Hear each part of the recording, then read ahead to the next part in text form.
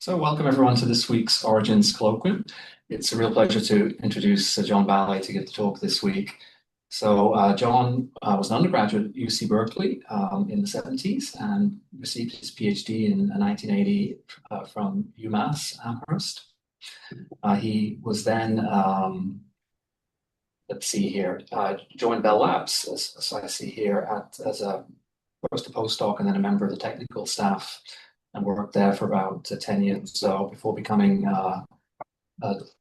joining UC Boulder as the director of CASA Center, and then as a professor in the Department of Astrophysical and Planetary Sciences, where he's spent most of his career. So John has really had a huge impact in the field of star formation, and we'll hear about some of the latest work from him today. I've known John throughout my career in the field. It's really been an inspiration. And many of the, I think some of my first conferences I attended, it's published many hundreds of papers and really had a profound impact. So yeah, John, we're really looking forward to hearing the latest thoughts on star formation. Well, thanks, Jonathan. Let me just, this image you're seeing right now is HH24. It's a system of jets from a group of low-mass protostars in Orion. I'll come back to this in a minute. But let me just start with a couple of comments. First of all, during my career, I've seen some incredible changes in this field. I mean, first of all, when I was a student, our detectors were photographic plates. Radio astronomy was in its infancy. And I was lucky to get the chance to work with one of the first millimeter wave telescopes at UMass. And at the time, we were really proud of the fact that we had a 100 arc second resolution beam. That was arc minute scale resolution. And now, this decade, we're 10,000 times higher resolution with ALMA. So we've made remarkable progress. We live in the golden age of astronomy. We are literally the first generation to see the cosmos at all wavelengths of light and now in new spectra, gravitational waves, etc. So we live in a remarkable time. And I think it's really opened our eyes to the beauty of the cosmos. And most of my career, I've studied young stars, outflows in particular. And I keep coming back to this subject because it is simply beautiful, even if you don't understand the physics, which I don't yet. It's such a lovely subject because of the imagery. It's Mother Nature's art, as you can see from this image. So star formation. Star formation, I think, is the fundamental process that determines the cosmic evolution of baryons, ordinary matter. And so understanding it is fundamental. And understanding it at the local level in our own backyard is crucial to understanding what happens in the distant cosmos, where conditions are far more extreme. So a few questions. What is it that determines the masses of stars? Why is the star formation efficiency low? It's very low compared to what you might expect naively from the mass and density and size of a cloud. What determines the star formation rate?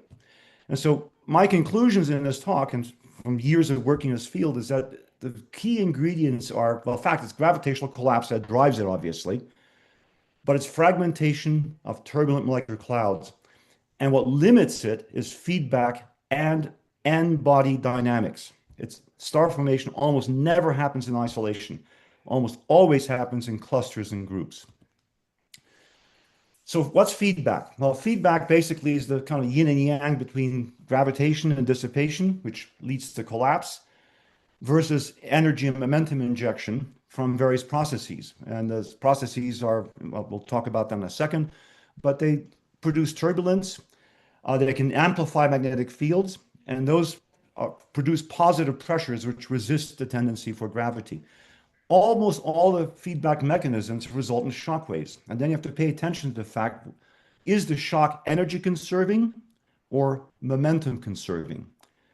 So let's talk a little bit more about that in detail. So what are the physics of feedback? Well, radiation on the one hand, ultraviolet light, which can ionize hydrogen, heated up to 10,000 degrees roughly, extreme ultraviolet, X-rays and cosmic rays, which couple magnetic fields to the material. And radiation dissociates, ionizes, heats, and creates supersonic expansive motions, which then result in shocks. More importantly, there's outflows. Specifically, magnetic fields can launch high-speed supersonic jets which then sweep up material, inject energy and then momentum into the surrounding cloud. There's stellar winds, and finally, for the massive stars, it's explosive phenomena, supernovae, etc. All these things produce shocks, and the key thing to pay attention to is whether it's energy conserving. And what I mean by that is that the time elapsed since the shock passes, is it less than the post-shock cooling time or greater than the post-shock cooling time? If the gas can't cool, it conserves its energy. If the gas does cool, then it's momentum that's conserved. And you have to pay attention to the conditions. At low density plasmas in a supernova remnant, typically, you're energy conserving for a long period of time. But in a protostellar outflow with high densities, the cooling times are so short that you essentially transition into momentum conserving mode really, really fast. So I like to talk about feedback in terms of what I call a ladder of ever increasing feedback impacts.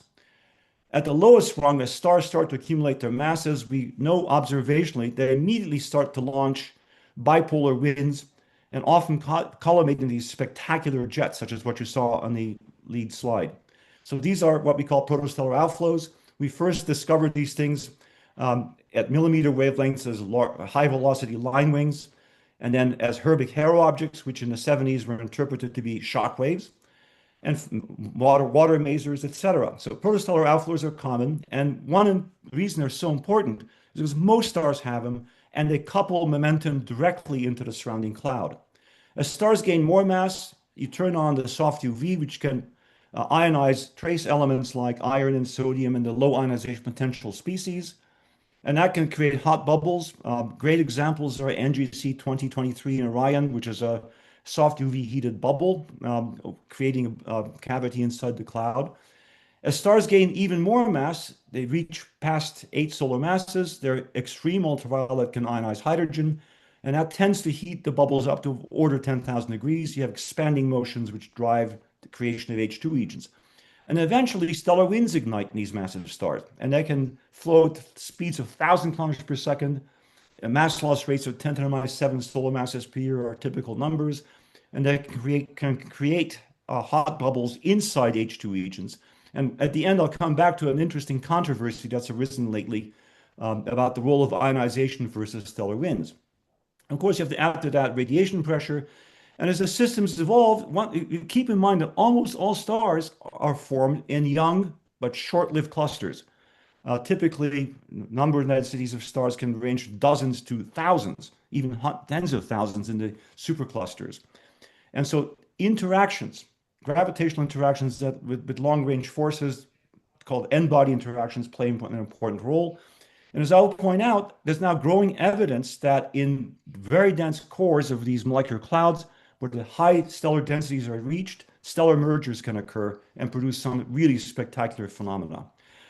Don't forget supernovae. That's kind of the most energetic form of feedback. But in addition to supernovae, the post-supernova remnants, neutron stars and black holes, are often in binaries. And those systems are symbiotic and can inject a tremendous amount of energy. The example I like to use is W50. What's used to be called a supernova remnant is driven by a black hole or neutron star, which is driving a relativistic jet into the surrounding cloud, inflating a giant bubble in the interstellar space. So this is feedback, and I think there's a key idea here is that feedback limits the rate of star formation. So what happens when you have a really massive cloud, high pressure, high escape speed? If you can bottle up all these feedback mechanisms, you can drive star formation to a very high efficiency. And I think that's the key to forming long-lived bound clusters, such as open clusters, or in the ancient universe, even globular clusters. I think it's feedback failure. So I have a rule. I think it's very general. Show me an object that's accreting, spinning, and has magnetic fields, and I will show you some kind of bipolar mass loss. And this is universal. I don't care whether it's a neutron star, a black hole, a galaxy, a planet even. All astrophysical systems which have these three properties tend to drive outflows.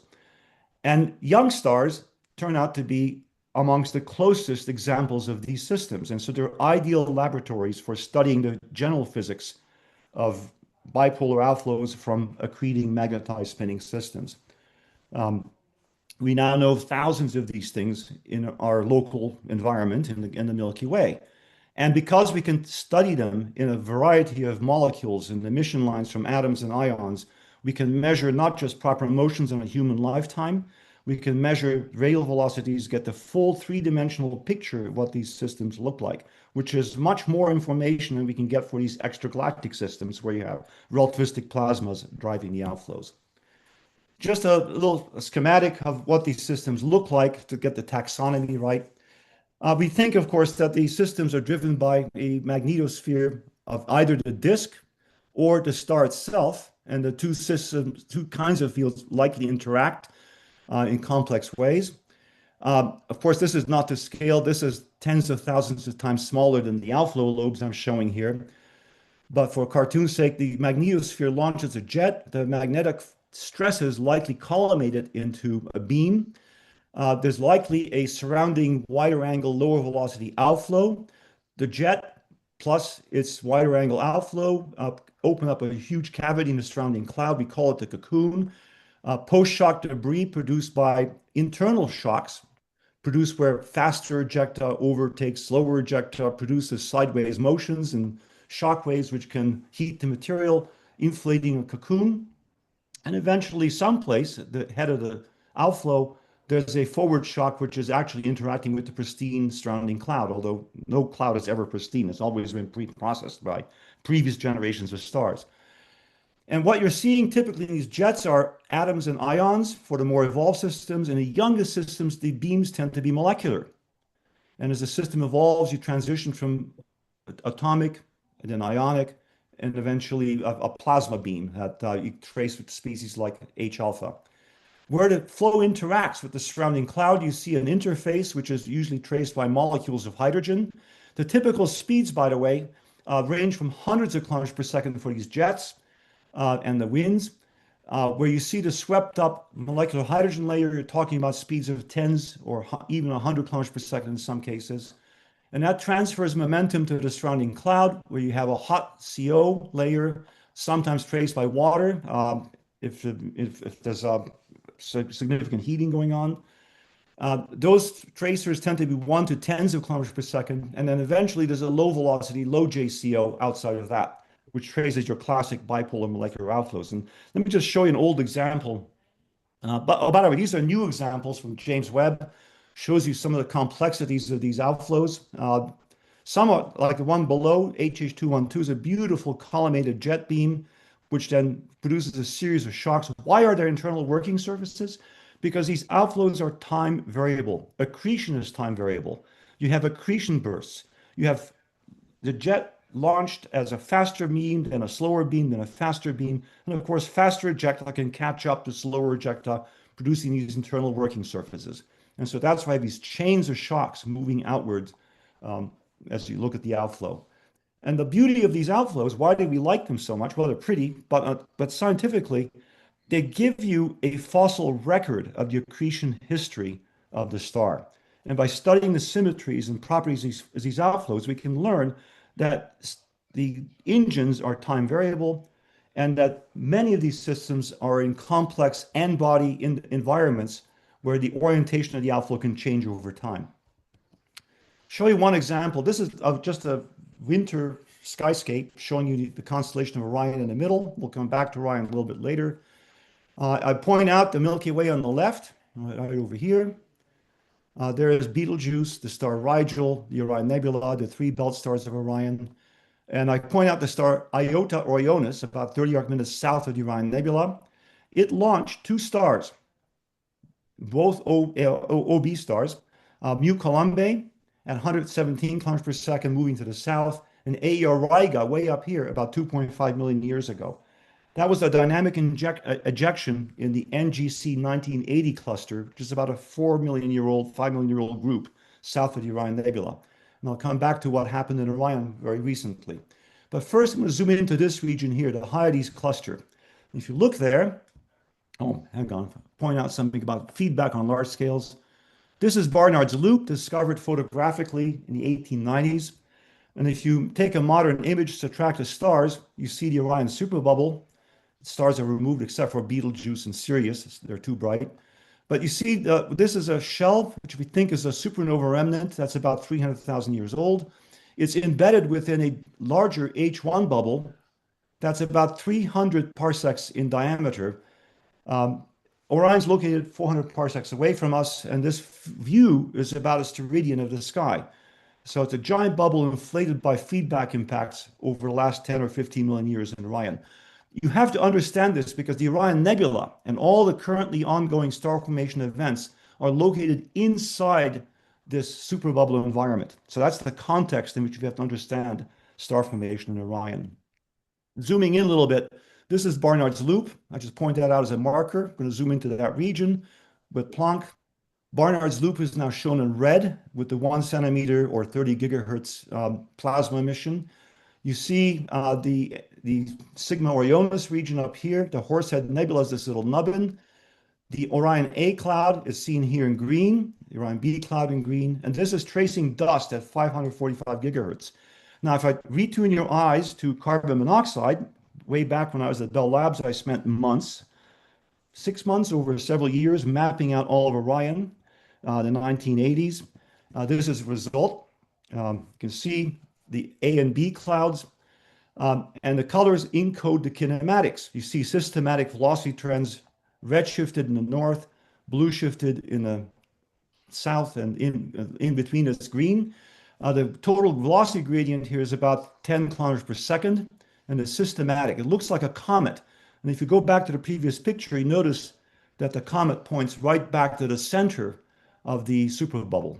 I think that's significant. The cloud has been shaped by feedback on a large scale over many millions of years by supernova and stellar wind feedback. Now, going back to this just shows you some of the regions I'll talk about. There's Barnard's Loop again, Orion Nebula. We're going to zoom in here to LINS 1551 for a minute, and then we're going to talk about HH24, and finally, the Orion region itself. So if you zoom into the Hyades, in this little box, you can see that star in the next picture is that star. Behind the Hyades lies two famous star-forming regions. One is T Tauri, the original T Tauri star, after which the class of objects is named, sits right here inside that little reflection nebula. And down here is a dark cloud called LINS 1551. You can already see there's some interesting nebulosity here. Notice, by the way, that this cloud looks roughly comet-shaped. And where does it point? Down toward Orion. It's up here. It knows about Orion, even though this is a couple hundred parsecs away from Orion. It's been influenced by the large-scale feedback in Orion. Zooming into this part, LINS 1551, with a modern CCD, this is the dark cloud. You see a huge complex of shocks. We see several embedded sources. There's IRS5, which is a binary, maybe a triple system. There's an embedded source northeast, and a cluster of small stars here called HL next Z tau and HH30, which has a protostar there. This whole region is about 200 seconds in diameter. So the whole group of about a dozen protostars occupies a volume that's only about 0.2 parsecs in diameter. So zooming into this outflow, first with a single dish in carbon monoxide, this is what we mean by a classic bipolar outflow. You can see the relationship. This is registered. So you see the optical emission of high-speed shocks and the swept up gas in carbon monoxide and red shifted and blue shifted emission. And notice the velocity range. It's only tens of kilometers per second away from the cloud core. Now looking at the optical in more detail, we see this beautiful jet coming from HH30. Hubble shows us an edge-on disk here and the inner part of the jet. And zooming up here, we see HL next Z tau. Again, more jets coming out. And if I blow that up and show you a multi-epoch image with HST, here's HL tau.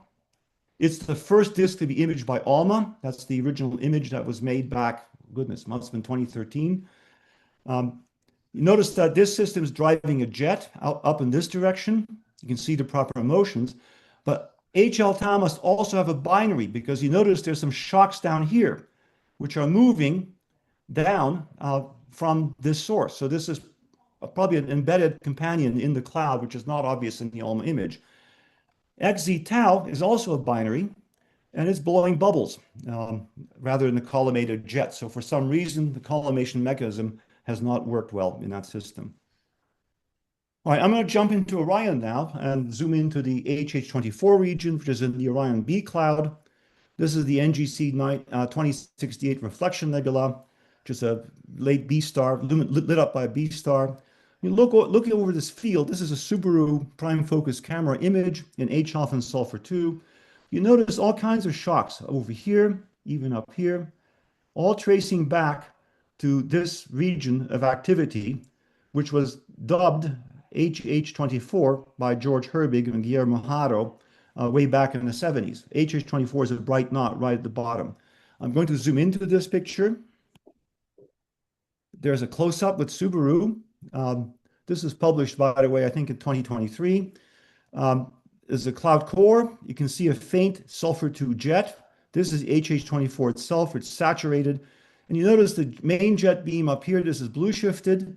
Green is H alpha. The red is sulfur 2. And then you see a second jet coming off to the side here and a third jet moving out here. When you look in the infrared, you realize that this is not just a single protostar, but a group of over a dozen protostars with a central cluster having a separation of only about 5 or 6 arc seconds is the mean stellar separation. So a compact group of 1, 2, 3, 4, 5 stars.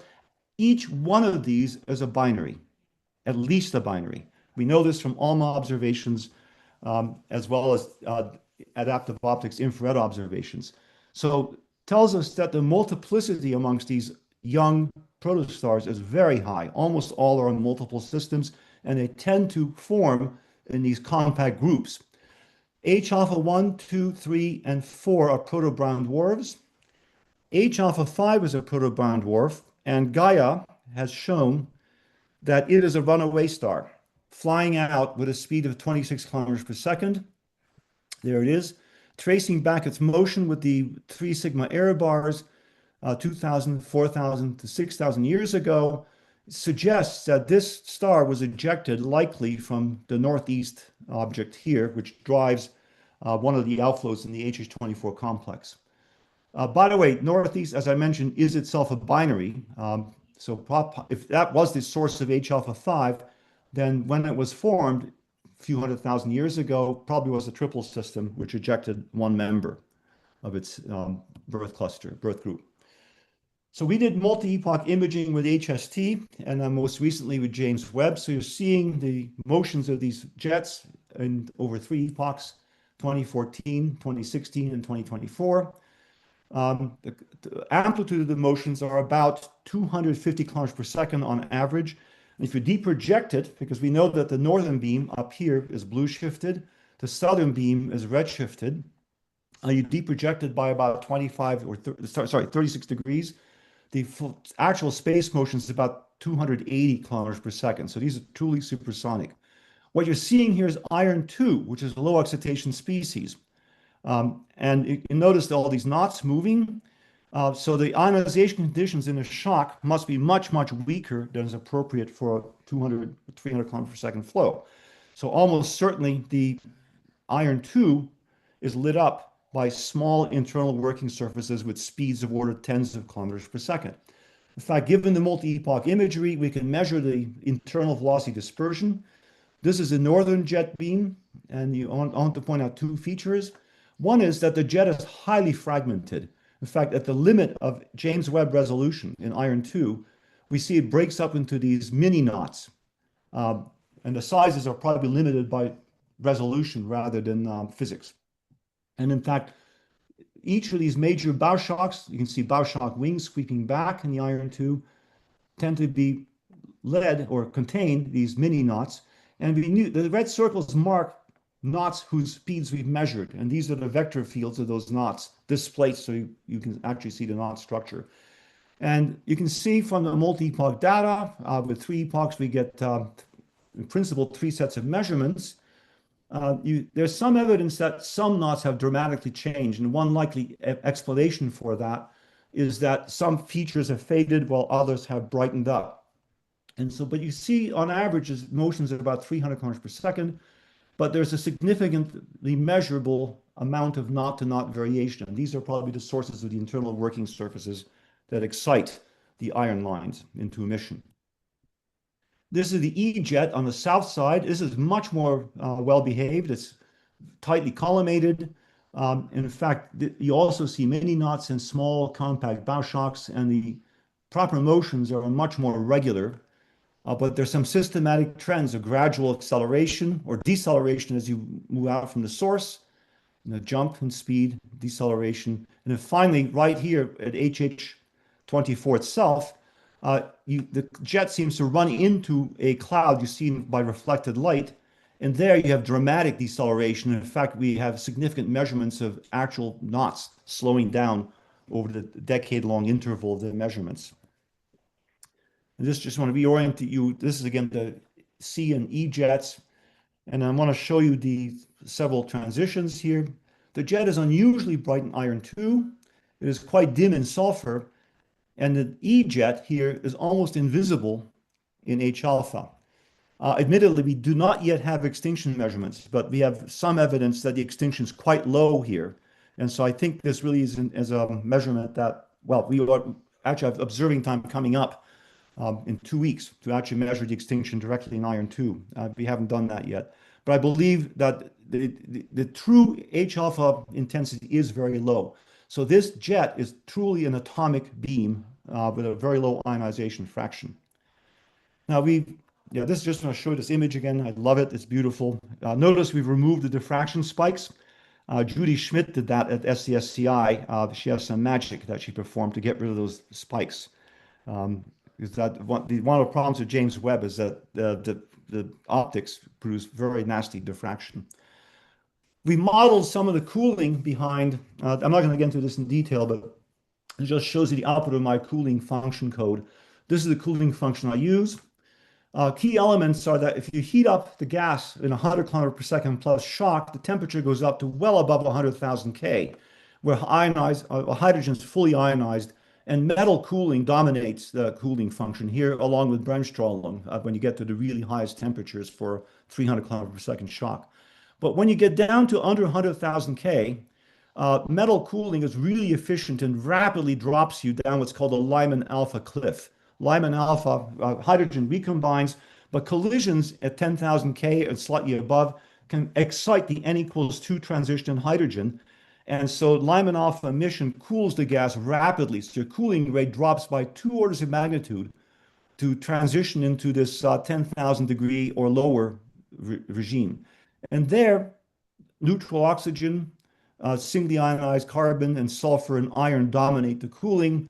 And this is for a specific electron abundance of 0.1 or 10%. Cooling rates 2 orders of magnitude lower.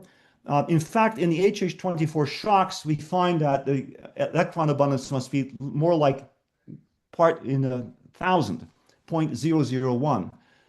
This is an actual attempt to model the cooling in one of these knots. Here's the shock wave. The shock for this particular case is 50 kilometers per second, roughly 20 seconds from the source, where the temperature, the post-shock environment rises to about 56,000 degrees. That immediately rises the ionization fraction to almost 10%. That's the cyan curve. Hydrogen neutral fraction drops, and then rapidly recombines as you climb off the Lyman alpha cliff. Then you end up in this gradual cooling tail. And I stopped the calculation at 30 years after the passage of the shock, because then the gas is below where you can start to excite the ion emission. So this is kind of and this is something I'm actively developing, a cooling code to model these emission lines.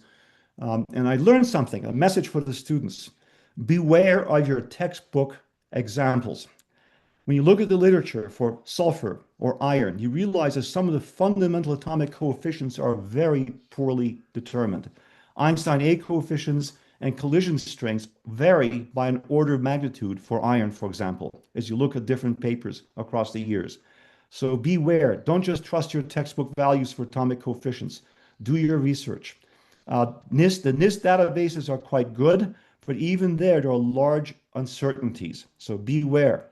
The atomic physics of these tracers that we use to diagnose our jets are poorly constrained. So that's one thing I learned in the last few years.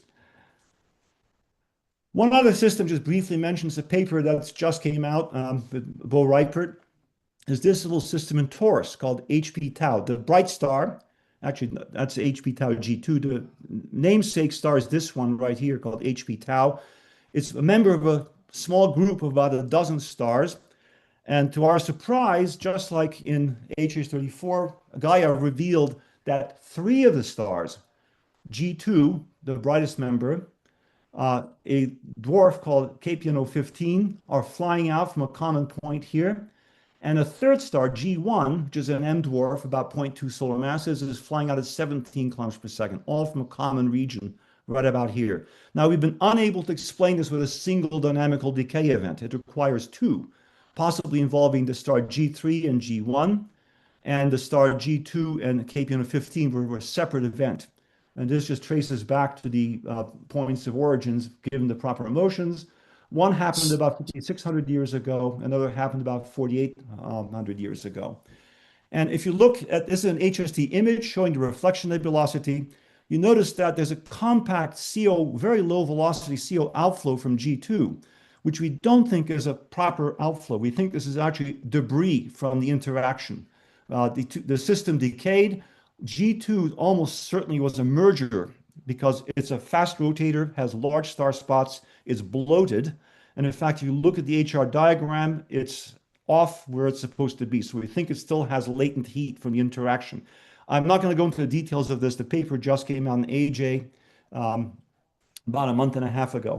So we think this, but think to notice that the so-called outflow that was found by Gilles de Vere with Iran is parallel to the ejection direction, which is a signature of basically tidal debris in a system that inspiraled and led to a merger. Okay. So maybe, John, about 5 minutes. Is that okay that we have time for discussion? That's perfect. Right. Excellent. So I'm going to end up with the discussion of what happened behind the Orion Nebula about 550 years ago. So here again is the Barnard Loop, the constellation of Orion. This is the Herschel infrared image. We can see the so-called integral shaped filament. And I like to joke that the integral shaped filament was actually a contour integral because there's a little ring around the middle of it. That's the Orion Nebula. And this is the Orion Nebula bubble, the swept up shell produced by either stellar winds or by ionization feedback. And there's a controversy about that, which I don't think I'll have time to go into. You can ask me in questions. When you look inside this box, right behind the Orion Nebula, there's the OMC1, Orion Molecular Cloud Core 1, which is the first place where astronomers found interstellar molecules in space. There's a massive star forming there, a group of massive stars. And with ALMA, we see what looks like a 4th of July fireworks display. So I'm going to zoom into that. We've imaged this now with adaptive optics, and even before adaptive optics with Subaru in 1999, and then 2022 with James Webb. And this shows you the motions. So if you have any doubt that this is an explosion, look at the kinematics. It's a Hubble flow. The proper motions increase with projected distance from the center, which is in this region. Zooming in a little bit, you can see the motions in more detail, and I marked the three stars involved. The Beckmann-Neugebauer object is the runaway star, moving at 10 kilometers per second. Source I, you cannot see in the infrared. It's only a radio source because it's so embedded still. And source X, you can actually see the movement of that star. It's moving at 55 kilometers per second. And you can see the other stars are not moving. Source N was thought to be involved, but I think it's not. And just to show it almost shows here, this is the same adaptive optics image from 2013, marking the Beckmann-Neugebauer object. Source X, which is a 3 solar mass star. BN, by the way, is roughly 7 to 10 solar masses. Source I, we now think, is about 20 solar masses, given the rotation curve of its disk, measured with ALMA by Adam Ginsberg a few years ago. If you superpose this with the ALMA results, this is the adaptive optics image in molecular hydrogen. This is the fingers of CO that we measure with ALMA. Unusually high speeds for carbon monoxide, minus 100 to 0 in the blue shifted emission, plus 20 to 120 in the red shifted emission. And you see it's pretty omnidirectional. But there are some correlations. So these northern fingers, for example, line up quite nicely with a couple of these CO streamers, which look fragmented. That's partly over resolution, but partly sensitivity. We didn't have total power in this data set. So I think one does need to go back and make a new measurement now because the proper motions have shifted things considerably to see if this really is as fragmented as it appears on this image. By the way, the kinematics, this is a spatial velocity, or otherwise known as a long slit spectrum, spanning about 100 arc seconds north-south direction and about 220 kilometers per second in radial velocity direction. And the colors simply mean that I've taken this slit at one position, made that red, moved over 1 arc second, made that green, moved over 1 arc second, made that blue. So you can see the relative changes in the kinematics as you shift. It's a kind of a poor man's way of looking at a data cube. So here's the ambient cloud at about 9 or 10 kilometers per second. And you can see the fingers of CO all exhibiting what looks like a more or less Hubble flow behavior. Radial velocity increasing with projected distance from the explosion center. And if you think that's just a selected direction, well, here's a red line. I'm going to spin this, and you can see the kinematics along that line. So there are hundreds of these radial velocity fingers which produce the explosion. Orion is not unique. We now have about a half a dozen other candidates. Here's one, a source in the south called IRAS 16076 minus 5134. Shows fingers that are red and blue shifted, very similar to the Orion CO fingers by Guzman, Kolk et al. In 2025. A few years ago, we published an H2 region, which appears to show Hubble flow expansion, sharpless 106, a very young region lit up by a 20 solar mass embedded protostar. What's remarkable about this object is its structure. The nebula is very lumpy. These are H-alpha lumps. In the near infrared, the lumps turn out to be dominated by iron 2 emission. And if you measure the proper motions of those lumps between 2011 and actually, it's 1998 and 2011, the two epochs we have so far. It exhibits Hubble flow motions with the largest motions out at the outer part, amounting about 150 kilometers per second. So this appears also to show some evidence for an explosive outflow. But in this case, the plasma it's in a plasma, it's ionized component. Well, I think I'm going to stop there because I think Jonathan called me. I've had a list of conclusions, which I'm going to jump to. Let's see, hang on a second here. And a few more things to show. Let me just jump ahead here. Just talk about the conclusions. I was going to say a few things about the Orion veil, the veil shell. You can ask me about this in questions. So summary. What we learned over the last few decades is that most stars form in compact groups. And in fact, in those groups, most stars are binary or triple in their birth in a class 0 phase. So the field star population, I think, is a consequence of dynamical decay, that most of these systems are dynamically unstable. Interactions shed the lowest mass members, and ones that are not ejected become the most massive stars. These groups tend to produce clusters of jets and outflows. I believe that N-body interactions are quite common, and it's not just star on star, it's core on core, core on star, star on star. So it's a relatively complicated situation. These events produce walk-away stars, which are common amongst the lower mass stellar population. And in a massive star case, they tend to produce runaways, meaning faster than 15 kilometers per second. Speeds, as you saw in the earlier view graph, up to 100 plus kilometers per second amongst O stars. For a long time, we used to think that the runaway phenomenon is strictly a phenomenon of O stars. That's because they tend to have the fastest speeds and are most easy to detect. But we're now starting to see with Gaia that walk-away stars amongst the low mass star population are also fairly common. In some cases, these interactions lead to mergers, and I argue HP Tau and Source I and Orion are examples. I talked a little bit about the feedback ladder. We concentrate on just this lowest rung, the jets and outflows from stars that are in their active accretion phase. The key argument here is that these outflow processes produce turbulence, amplify magnetic fields, which resists gravity, resulting in a low star formation efficiency and rate. And I'd argue that in the early universe, when conditions are such that the pressure in clouds, the mass in gas is far higher than it is in the mass in today's molecular clouds. Why? Because in the early universe, most of the mass of your galaxy was in gas, not in the stars. And so under those conditions, you may suppress most rungs of the feedback ladder, leading to what I call a feedback failure.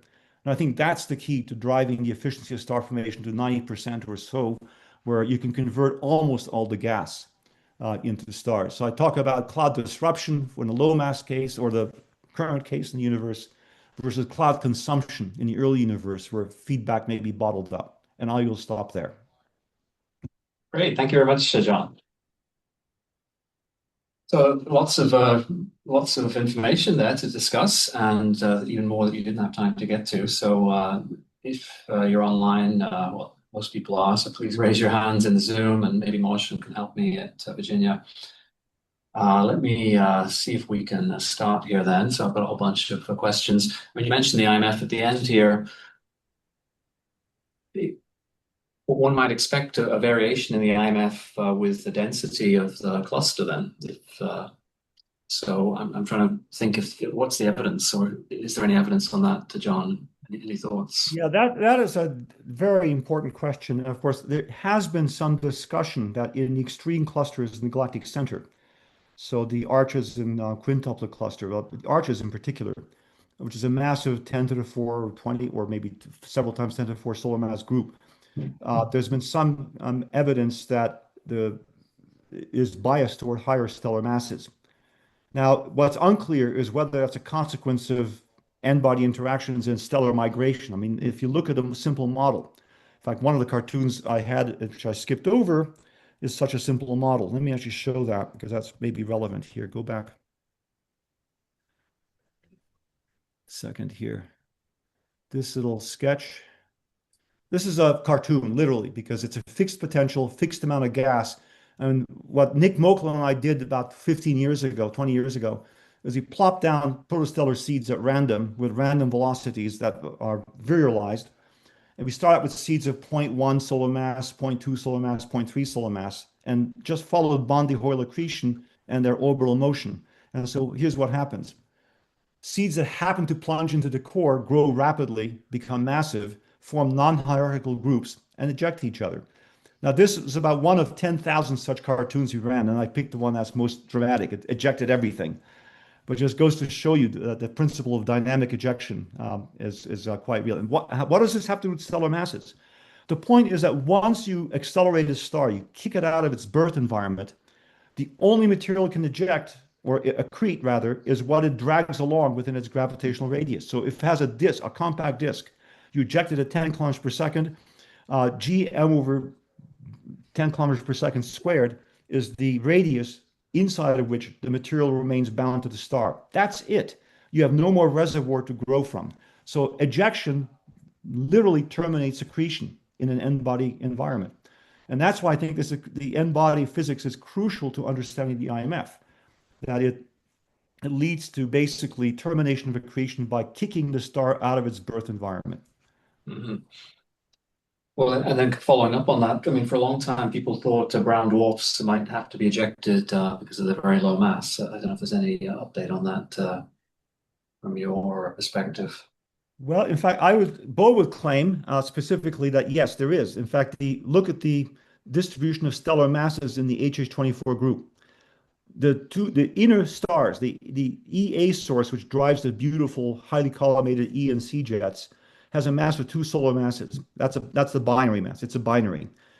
The other source that drives the spectacular northeast flow, the so-called G flow, also has about 2 solar masses. The central cluster all is dominated by stars with masses between 0.5 and 2.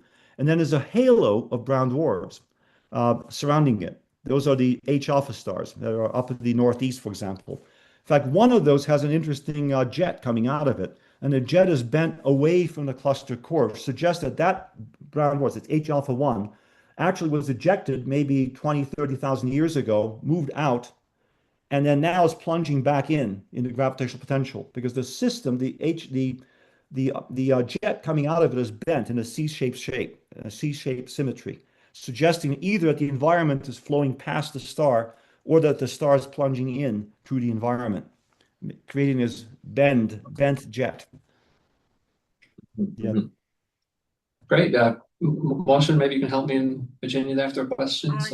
Yes, there's a question. Ryan has a question.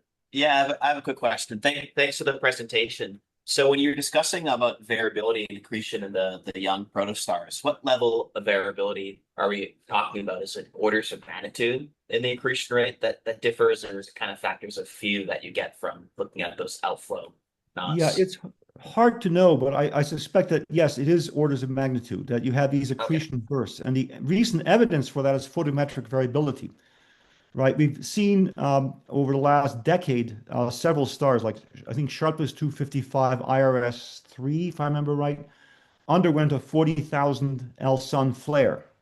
So this is a massive protostar, but its luminosity tripled in a course of a few months and stayed high for a course of a few years.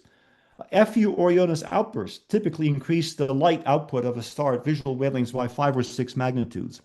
So we think luminosity increases by, factors of orders of magnitude. And those, I think, are likely driven by accretion bursts. The classic model is that the accretion disk has suddenly undergone an instability and has gotten heated up and therefore dumped its inner matter onto the star. But we also point out that these merger events, if you model the mergers, also look very much like an FU Orionis event, although more luminous. So I do think that accretion variability is orders of magnitude, although I also like to describe it as a 1/f noise process. On short time scales, you see small bursts. On longer time scale, you see bigger bursts. And on 1,000-year time scales, you see what you might call mega bursts. And again, the evidence comes from the outflow structure. The close-in jets have closely spaced knots, HH30 being a great example. Even HH24, you see typically a knot being ejected about once a year in that system. And so that, I think, tells us that this small scale, small amplitude accretion bursts, which launch blobs, which come out in the jet. And on larger scales, you see at tens of arc seconds, hundreds of arc seconds, these big bow shocks, which I think corresponds to bursts where the luminosity of the stars maybe doubled or tripled. Then every few thousand years, you may have a truly cataclysmic outburst where the magnitude goes up by factors of tens, hundreds. Mm-hmm. So I think it's a 1/f noise process. So with that statistics, then I think it's still kind of open, isn't it? What fraction of mass is accreted in bursts, or I don't know. If there's some average accretion rate, but then the typical mass element is accreted at a given rate, and how that compares to the time averaged rate. Right. So, I honestly don't know the answer. Right. That's a good question. Is it possible stars gain their mass entirely through accretion bursts, interspersed with total quiescence? Or is there some steady low rate and a high rate? And I think there's been statistical arguments by Neil Evans that the duration of the class 0, class 1 phases indicates that a large fraction of the lifetime of these phases is such that it requires that the contrast between the bursty phase and the interburst period, it must be high.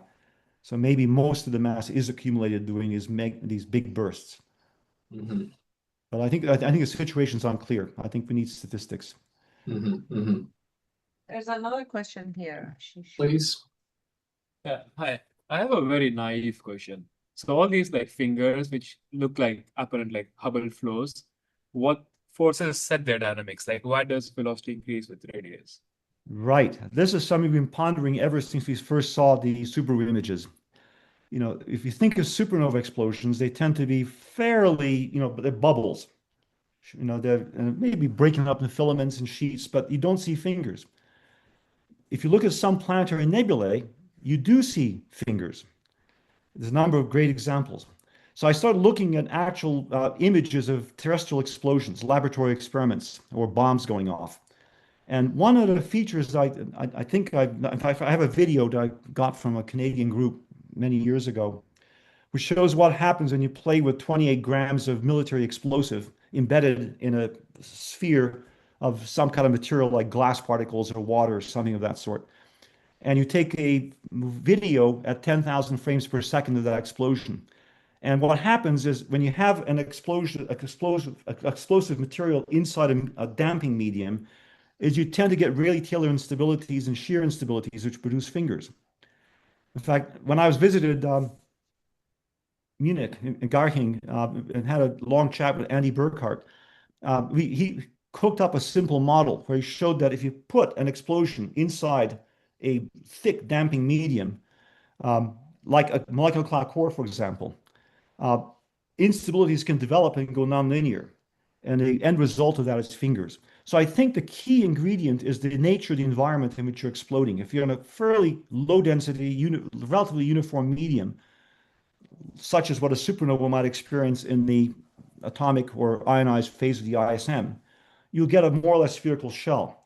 Stick that supernova inside a molecular cloud, or stick any explosion inside of a dense damping medium with some chaotic structure, and you will have a blowout along directions where there's less resistance.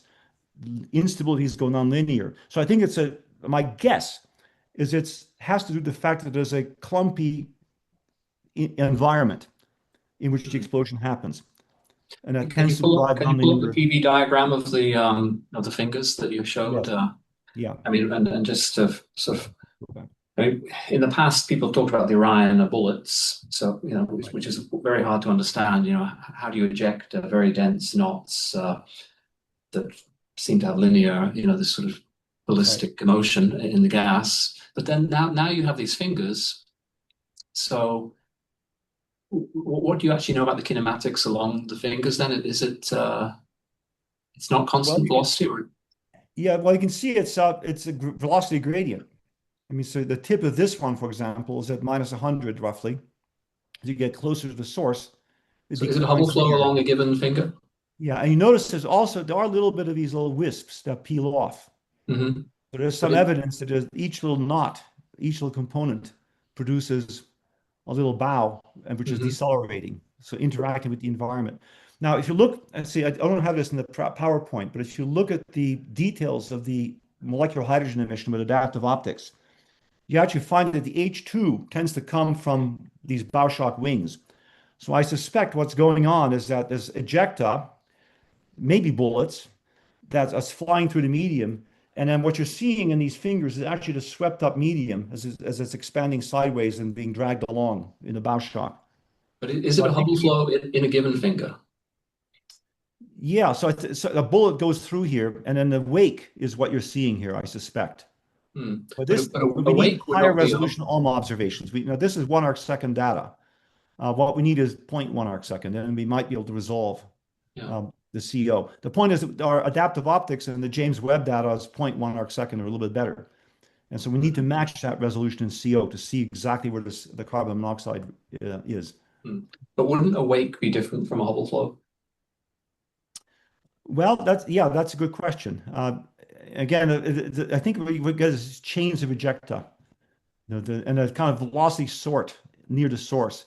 Fastest stuff moves, but to get the Hubble flow in that kind of cartoon, you need the density contrast to be really high, right? If you're running into an environment with say 1,000 particles per cc, the things that move, the bullets, must be 1,000 times denser if they get 1,000 times further. So that's a constraint. So I suspect that you do get these very dense clumps. And the question is, how do you produce those clumps? So I remember discussions with others. One idea was that maybe you're shattering the dense inner environment, the disk, the core that's within tens of AU of the actual explosion. Well, I remember you had this magnetic bomb model, right? Or there's a certain amount of energy in this thing, which is quite large, right? Yeah. So the energy is about 10 to the 48 ergs. So the current kinetic energy in the stars is a few times 10 to the 47. There's about 10 solar masses of ejecta flying out with a median velocity of order 30 kilometers per second. I mean, the fastest debris is very small mass, but the median mass is about 10 solar masses, median speed of about 30. And so that's another few times 10 to the 47. But that's the current kinetic energy. And of course, most of the energy, the initial explosions, has already been radiated away. It's in shocks. And so they're cooling fast. And so over the 550-year age of the system, you've lost most of the initial explosion energy. So working that backwards, we think the energy of the explosion itself was of order 10 to the 48 ergs, maybe a little bit more. Maya has a question, I think. Yeah, it actually follows up on all of the discussion. Thanks for the great talk, John. I was wondering, what's the sort of speculated explanation for what must have happened in the DN object in order to trigger this kind of explosion? Yeah. Do you have? So the naive idea is that you're creating stars in a dissipative environment, and they're orbiting the mutual potential well. And so, as that little cartoon I showed earlier, we think that orbit decay is the key, and that the orbits shrink, the stars approach each other and form non-hierarchical groups, which are then dynamically unstable. And so they tend to rearrange into compact binaries and ejected less massive members.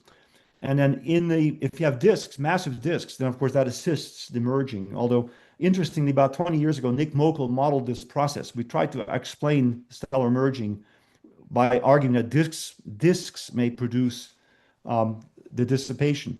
And what Nick found, actually, the disks don't really lead to mergers. What happens is that the interaction shaves off the outer part of the disk faster than the orbits decay. So you tend to asymptotically reach a stable binary configuration. But the signature of that kind of interaction, in fact, this led to a paper called capture form binaries. And the argument is that disks can assist the capture of a companion star. And the signature of such an event is that the disk plane and the binary orbit are non-coplanar. And the binary orbit is usually highly eccentric as opposed to circular. So there's a prediction there that disk-assisted capture can produce systems with non-coplanar and high inclination orbits, high inclination and high eccentricity orbits. So that mechanism did not lead to merging. So the next step, I think Jonathan has worked on this. The idea is that maybe it's binary interactions, where in fact it's not just 3 stars interacting, but 4 stars or even more.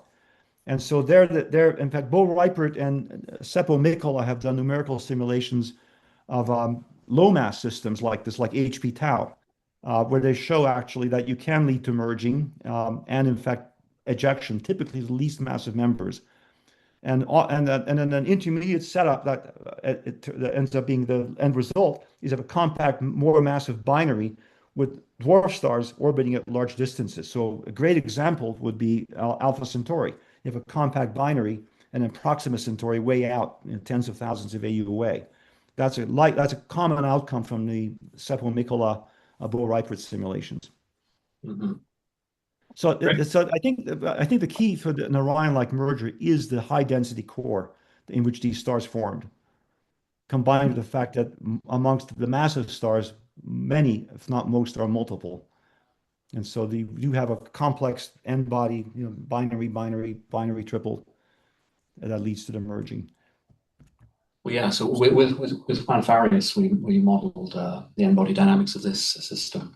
So Right. source I would have to be either a massive binary or merged, That's recently merged. Yeah. But we're getting close to the hour here. We are at the hour. So any last questions online or to Virginia or here? So I did have one more. You mentioned the outflows are universal. So have they found outflows you mentioned from brown dwarfs, but from circumplanetary disks or giant planets launching outflows? Any hints of those? So that is a good question. I've seen papers with that title, but I have to admit, I can't keep up with the literature. And so I've heard of rumors. I've seen titles of papers which claim to have detected outflows from companions. And I'll just point out that the HL Tau observation, right, there's a massive central star with a nice, well-behaved disk. And yet we see an outflow coming out at a high angle with respect to that disk axis. And almost certainly that is some kind of companion that we can't see, haven't seen yet. And the fact that we haven't seen it, even though it's a very nearby system, right, 150 parsecs or so, suggests it's very low luminosity and it's young, and therefore probably pushes it into the brown dwarf or giant planet regime just because we can't see it, haven't seen it. So that's indirect evidence. By the way, many of these spectacular jets have side jets. In fact, looking at HH111, for example, there's a jet that comes out at about a 60-degree angle, much fainter than the main jet. I was looking at HH30.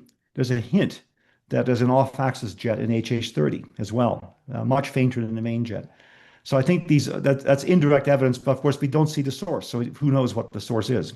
Is it a companion star, companion brown dwarf, or even something smaller? But I would expect that, yes, I think planets, Jupiter might have driven an outflow when it was young. Well, as you know, often the outflow signatures are the first thing you see in star forming systems. So we should be looking carefully. Very good then. So we'll for those who want to stay on, we can have a more informal chat with John and introduce ourselves in a moment. But let's thank John again now for a great talk and discussion.